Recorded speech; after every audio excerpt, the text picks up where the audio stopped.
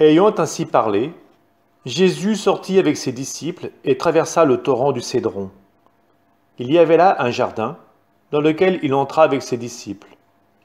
Judas, qui le livrait, connaissait l'endroit lui aussi, car Jésus et ses disciples s'y étaient souvent réunis.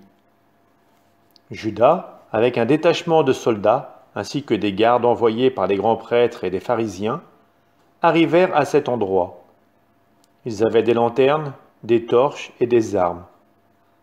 Alors Jésus, sachant tout ce qui allait lui arriver, s'avança et leur dit : « Qui cherchez-vous ? » Ils lui répondirent : « Jésus, le Nazaréen. » Il leur dit : « C'est moi, je le suis. » Judas, qui le livrait, se tenait avec eux. Quand Jésus leur répondit : « C'est moi, je le suis », ils reculèrent et ils tombèrent à terre.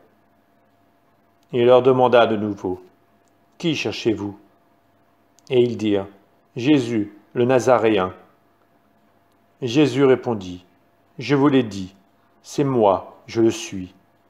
Si c'est bien moi que vous cherchez, ceux-là, laissez-les partir. » Ainsi s'accomplissait la parole qu'il avait dite : « Je n'ai perdu aucun de ceux que tu m'as donnés. » Or Simon-Pierre avait une épée. Il la tira, frappa le serviteur du grand prêtre et lui coupa l'oreille droite. Le nom de ce serviteur était Malchus. Jésus dit à Pierre : « Remets ton épée au fourreau. La coupe que m'a donnée le Père, vais-je refuser de la boire ?» Alors la troupe, le commandant et les gardes juifs se saisirent de Jésus et le ligotèrent. Ils l'emmenèrent d'abord chez Anne, beau-père de Caïphe qui était grand prêtre cette année-là. Caïphe était celui qui avait donné aux Juifs ce conseil : il vaut mieux qu'un seul homme meure pour le peuple. Or Simon-Pierre, ainsi qu'un autre disciple, suivaient Jésus. Comme ce disciple était connu du grand prêtre, il entra avec Jésus dans le palais du grand prêtre. Pierre se tenait près de la porte, dehors. Alors l'autre disciple, celui qui était connu du grand prêtre, sortit, dit un mot à la servante qui gardait la porte, et fit entrer Pierre. Cette jeune servante dit alors à Pierre : « N'es-tu pas toi aussi l'un des disciples de cet homme ? » Il répondit : « Non, je ne le suis pas. » Les serviteurs et les gardes se tenaient là. Comme il faisait froid, ils avaient fait un feu de braise pour se réchauffer. Pierre était avec eux, en train de se chauffer. Le grand prêtre interrogea Jésus sur ses disciples et sur son enseignement. Jésus lui répondit : « Moi, j'ai parlé au monde ouvertement.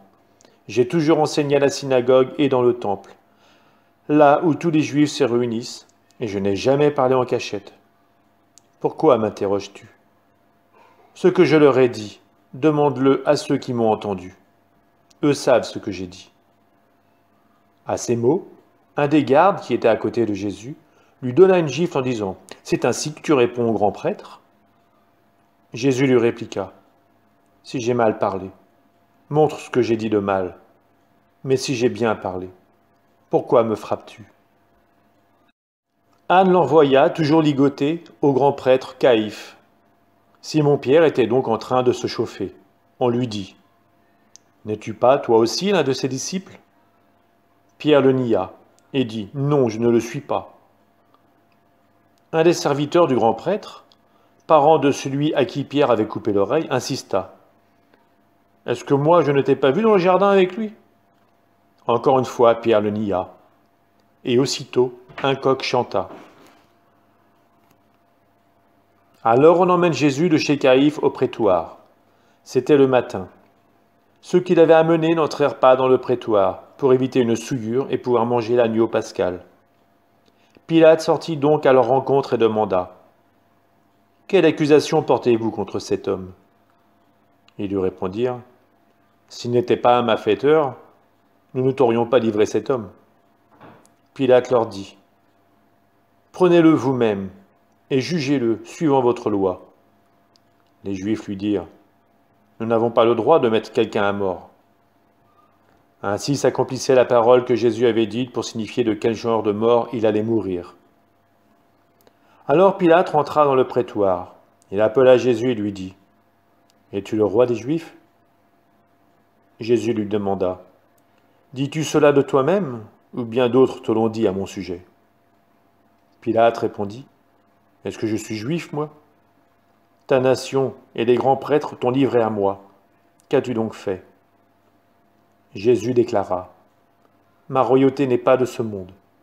Si ma royauté était de ce monde, j'aurais des gardes qui se seraient battus pour que je ne sois pas livré aux Juifs. En fait, ma royauté n'est pas d'ici. Pilate lui dit, alors tu es roi. Jésus répondit, c'est toi-même qui dis que je suis roi. Moi je suis né, je suis venu dans le monde pour ceci, rendre témoignage à la vérité.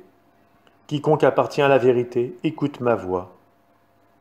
Pilate lui dit, qu'est-ce que la vérité? Ayant dit cela, il sortit de nouveau à la rencontre des Juifs, et il leur déclara, moi, je ne trouve en lui aucun motif de condamnation. Mais chez vous, c'est la coutume que je vous relâche quelqu'un pour la Pâque. Voulez-vous donc que je vous relâche le roi des Juifs? Alors ils répliquèrent en criant, pas lui, mais Barabbas. Or, ce Barabbas était un bandit.